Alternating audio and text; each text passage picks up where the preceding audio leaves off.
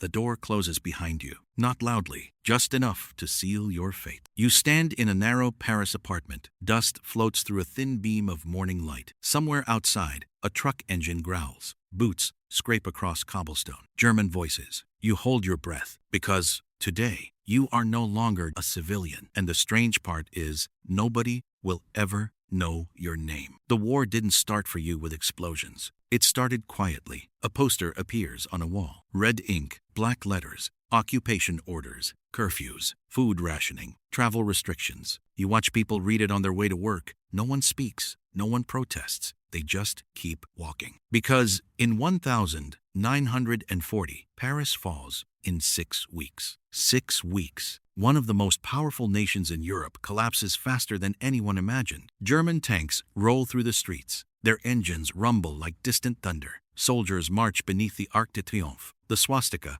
rises over the Eiffel Tower. And suddenly, the city you knew becomes something else. Cafes still serve coffee. Markets still sell bread. Children still run through alleyways. But underneath it all, something changes. Every conversation becomes quieter. Every glance lasts a little longer. Because now everyone is wondering the same thing. Who is loyal and who isn't? You try to live normally at first. You stand in ration lines. You keep your head down. You walk past German patrols like they're part of the scenery. But then something happens. Something small. A neighbor disappears. One day she's watering plants on her balcony. The next day, her apartment door is sealed. No explanation. No trial. Just gone. People whisper the word slowly. Gestapo. You hear it in cafes, in stairwells, on trains, and suddenly you understand something terrifying. The occupation isn't just about soldiers. It's about fear. And fear spreads faster than armies. Months pass. Then one evening, someone knocks on your door. 3 short taps. Pause.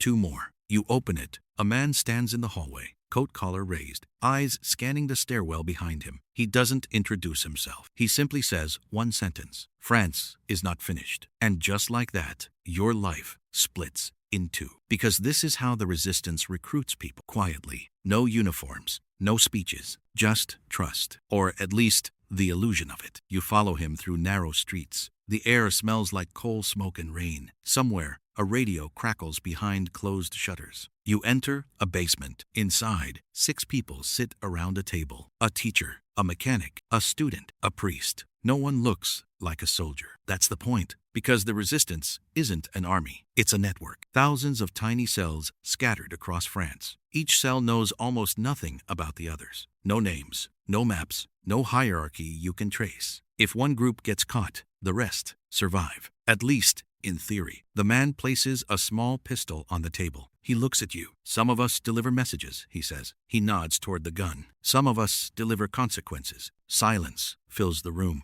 You realize something important in that moment. Joining the resistance isn't heroic. It's lonely. Because if you say yes, you will never be able to tell anyone. Not your family, not your friends, not even other fighters. You will simply disappear into the shadows. And tonight, you choose. You say yes. Training begins immediately. Not in camps, not in fields, but in ordinary places. An apartment kitchen becomes a classroom for sabotage. A mechanic teaches you how to derail trains using a simple wrench. A librarian shows you how to memorize codes hidden in poetry. A baker explains explosives while kneading dough. Every lesson feels surreal because outside, the city looks calm. Inside, war is spreading beneath the surface. Your job becomes clear. Assassinations, not random violence. Precise targets. Gestapo officers, collaborators, informants, people who make the occupation possible. Your weapon is small, concealable, silent enough for crowded streets. But the hardest part isn't pulling the trigger. It's waiting. Days pass watching a single man. You sit in cafes pretending to read newspapers. You follow him through markets. You memorize his schedule. Every step feels normal until you remember what comes next. Your first mission happens on a rainy morning. The sky hangs low over Paris. Water drips from balconies. Tram wheels screech on wet rails. Your target exits a government building, a French official, but loyal to Germany. He walks confidently because men like him believe something important. They believe the resistance is weak, disorganized, scared. You walk behind him, close enough to smell tobacco on his coat. Your heart beats so loud, you wonder if people can hear it. One shot, quick, controlled. Then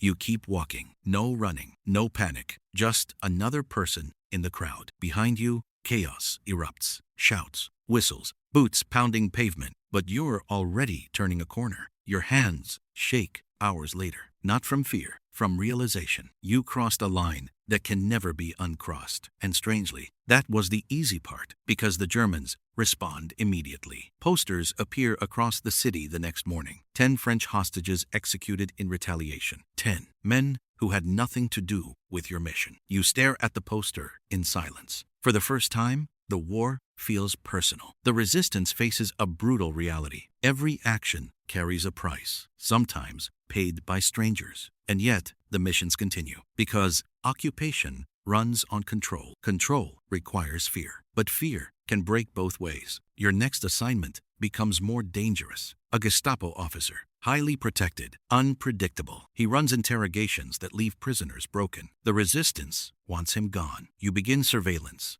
Days turn into weeks. You study every movement. He eats lunch at the same cafe every Thursday. Always alone. Always the same table near the window. You rehearse the moment 100 times in your mind, but nothing prepares you for the sound. A fork clinking against porcelain. Streetcars rattling outside. A waiter pouring wine. Everything painfully normal. You sit 2 tables away. Your hand rests inside your coat. The pistol feels heavier than usual. Then the officer stands to leave. Now, you rise. 3 steps. The world narrows into a tunnel. You fire. 1 shot. The cafe explodes into screams. Chairs topple. Glass shatters. You move instantly out the door, into the street, then into the maze of Paris. Alleyways twist like arteries through the city. Laundry flaps above you. A dog barks somewhere in the distance. But within minutes, sirens begin. German patrols flood the area. They know something now. The resistance isn't just printing pamphlets, it's hunting, and that changes everything. The Gestapo escalates. Raids become more frequent. Interrogations more brutal. Entire apartment buildings searched in the middle of the night. And suddenly, paranoia spreads inside the resistance itself. Because the most dangerous weapon in occupied France isn't a gun. It's betrayal. One informant can destroy an entire network. One captured courier can reveal dozens of names. You start noticing things. A man watching too closely in a cafe. A message delivered slightly late. A safe house that feels wrong. The fear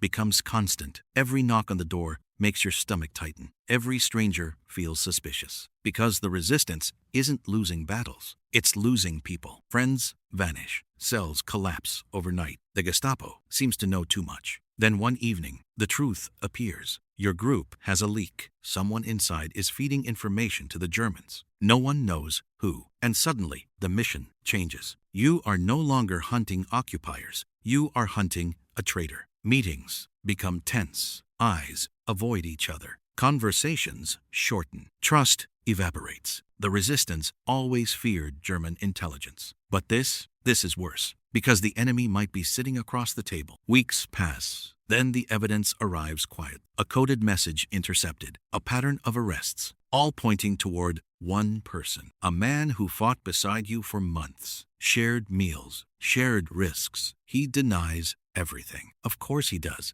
But the resistance doesn't operate like a courtroom. Evidence isn't debated. It's weighed, then acted upon. You receive the assignment. Neutralize him. The room feels colder when they say it, because killing enemies feels different than killing someone who once stood beside you. Still, the order stands. You follow him at dusk. The city glows under dim streetlights. A light fog drifts across the Seine. Somewhere, music leaks from a distant radio. He walks toward a bridge. You catch up. For a moment, neither of you speaks. Then he sighs, like he knew this was coming. Your hand tightens on the pistol, but he turns slowly and whispers something unexpected. They already know about you. Your pulse spikes. Before you can react, headlights flood the street. Trucks, German trucks. Doors slam open. Soldiers spill out. And suddenly, you realize something horrifying. The trap wasn't for him. It was for you. Boots pound toward you. Shouts echo across the bridge. Rifles snap into position. In that instant, you understand the brutal truth of resistance warfare. Sometimes, The enemy is always one step ahead. You run, not heroically, not gracefully, just pure instinct. Down stairways, across narrow docks, through darkness. Gunshots crack behind you. Bullets slam into stone. Your lungs burn. Your legs shake. But somehow, you escape. Barely. And the next morning, Paris looks the same as always. Trams running, people buying bread, children walking to school. But now, you see the city differently. Every quiet street hides a battlefield. Every ordinary person carries secrets. Because the French resistance was never a massive army. It was individuals, ordinary people, teachers, students, mechanics, assassins, fighting a hidden war inside their own country. By 1944, that hidden war explodes into the open. Allied forces land in Normandy. Suddenly, the resistance shifts from shadows to sabotage. Railways destroyed. Communication lines cut. German supply routes collapse. Cities rise in revolt. The same underground network that once carried pistols now carries an entire uprising. Paris erupts. Barricades fill the streets. Gunfire echoes between buildings. And after 4 years of occupation, the city breathes again. German forces retreat. Allied troops enter to cheering crowds. Flags return to balconies. Music floods the streets. Liberation. But if you walk through those celebrations, something feels strange. Because the war you fought was invisible.